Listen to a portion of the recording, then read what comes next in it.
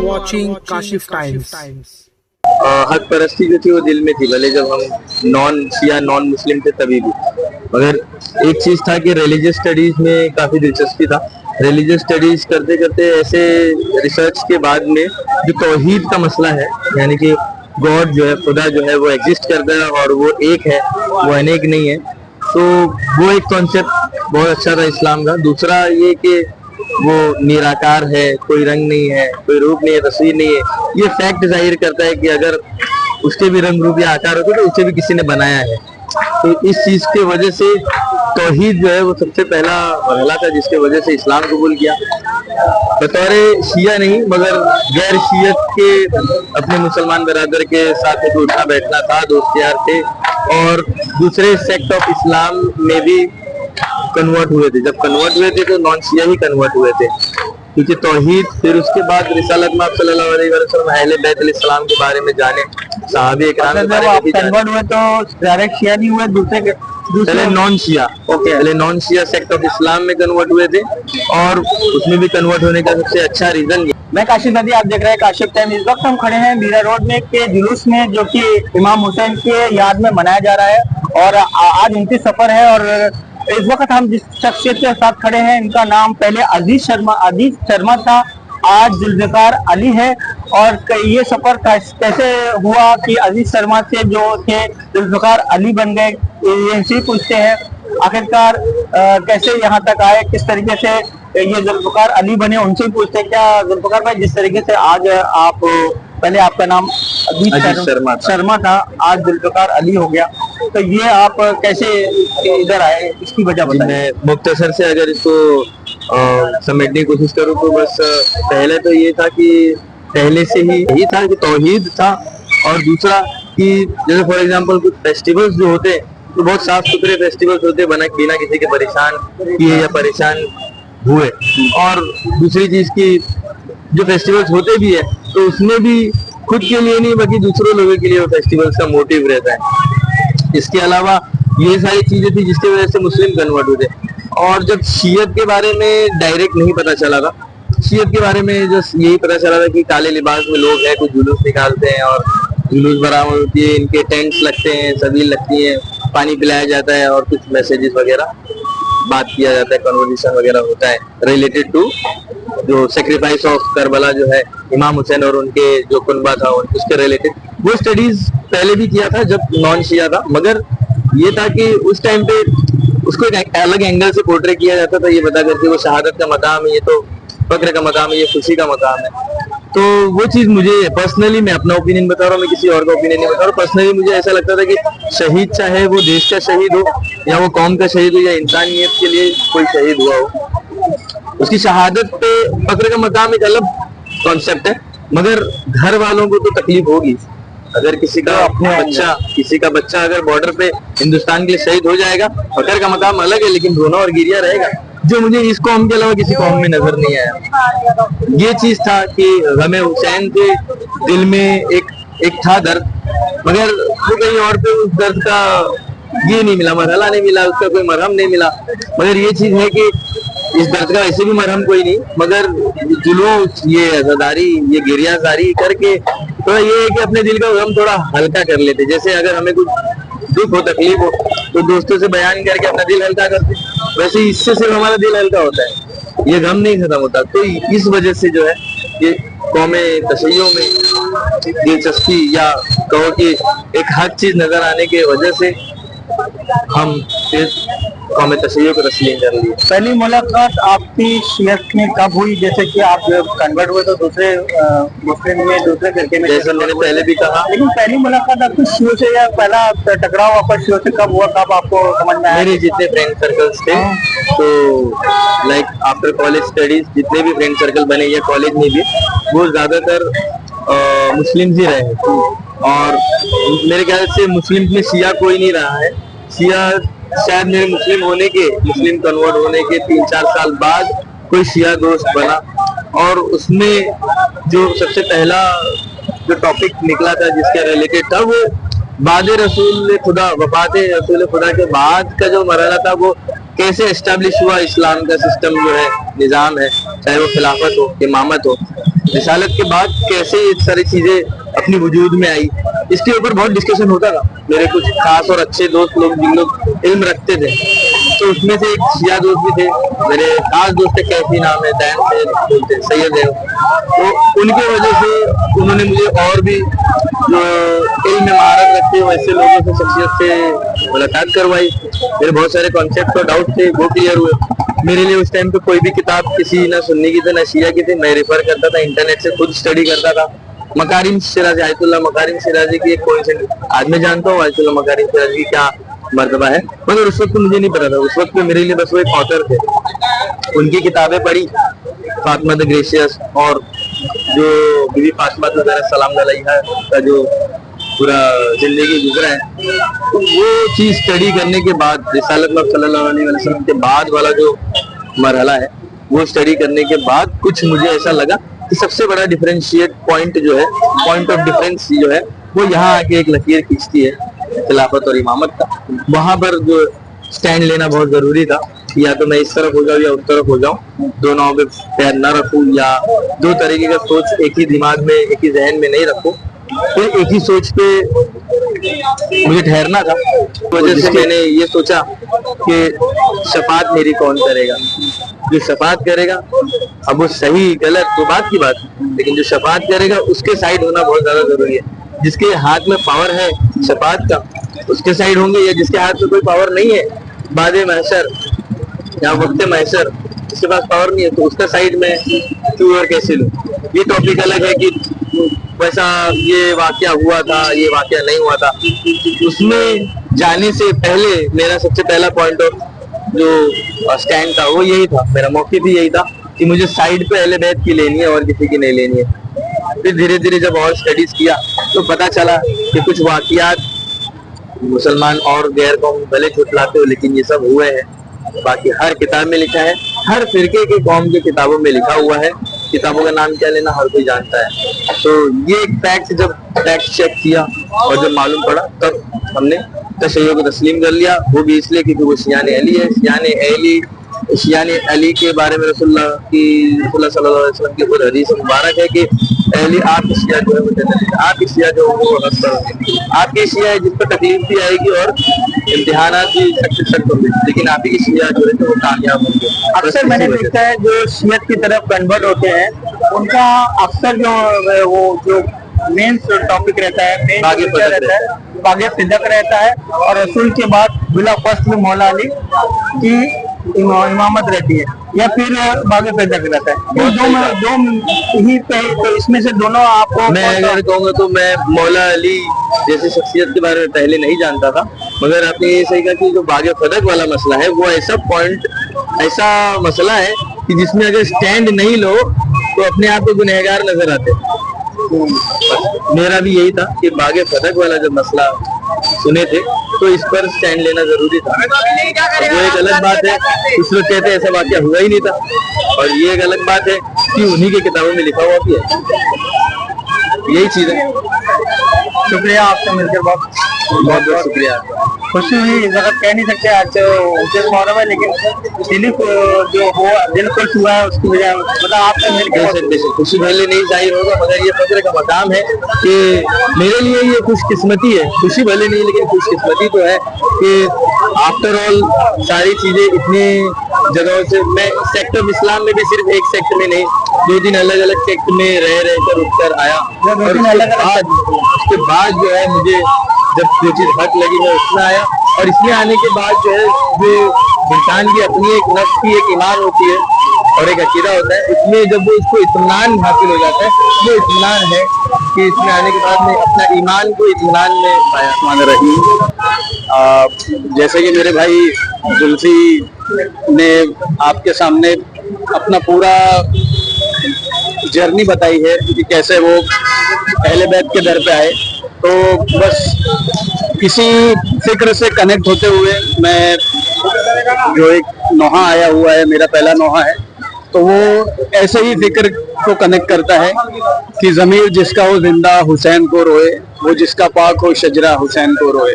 तो जिसमें मेरी भी मेहनत है, मेरे भाई जुल्फी की भी मेहनत है, और लिखा है इस नोहे को जनाब आसिफ बिजनौरी साहब, जो बहुत बड़ा नाम है शायरी में, तो आप सुनिए और दुआ दीजिए। मैं 2 मिसरे पढ़ना चाहूंगा इसके। ज़मीर जिसे कहो जिंदा हुसैन को रोए, ज़मीर जिसे कहो जिंदा हुसैन को रोए, वो जिसका पाक हो शजरा, वो जिसका पाक हो शजरा, हुसैन को रोए, हुसैन को रोए, ज़मीर जिसे कहो जिंदा हुसैन को रोए। यजीदियत से जरा सा भी जिसका रिश्ता है, यजीदियत से जरा सा भी जिसका रिश्ता है, कभी भी हो नहीं सकता, कभी भी हो नहीं सकता, हुसैन को रोए, हुसैन को रोए, ज़मीर जिसे कहो जिंदा हुसैन को रोए, ज़मीर जिसे। और इस वन में आप देखिए कि कैसे हम शियाओं ने इमाम हुसैन के गम को कहाँ कहाँ याद रखा है, कि जनाजे अपनों के हमने उठाए हैं, लेकिन जनाजे अपनों के हमने उठाए हैं, लेकिन हम अपने गम से ज्यादा, हम अपने गम से ज्यादा हुसैन को रोए, हुसैन को रोए, ज़मीर जिसे कहो जिंदा हुसैन को रोए। और आखिर में मक्ता है जिन्होंने ये नोहा लिखा है बेहतरीन अंदाज में, उन्होंने दुआ क्या है आखिरी मिसरे में, मैं आपकी खास तवज्जो चाहूंगा कि इमाम असीर का आसिफ ज़हूर हो जाए, इमाम असीर का आसिफ ज़हूर हो जाए, जो मिलके सारा जमाना, जो मिलके सारा जमाना हुसैन को रोए, हुसैन को रोए, जिसे कहो जिंदा हुसैन को रोए, या हुसैन।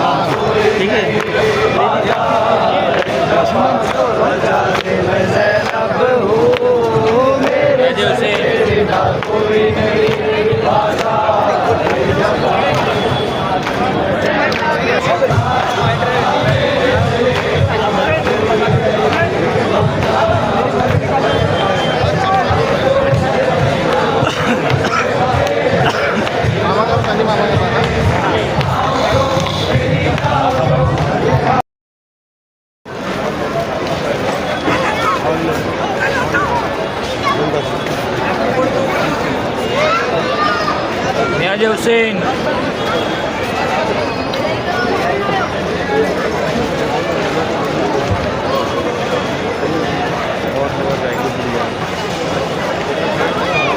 बस बस बस बस बस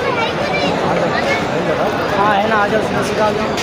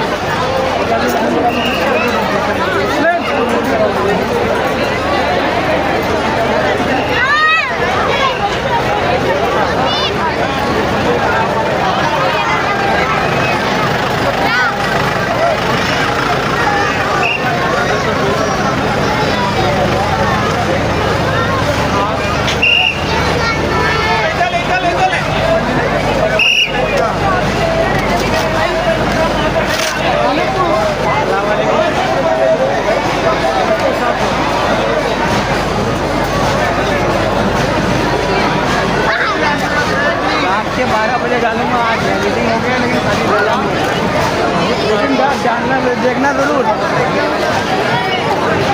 क्या बोले खाली भी दिखा उसको, क्या उसको दी ना मुझे, मतलब खाली फोन नहीं हो रहा है उसको, सुनते क्या होता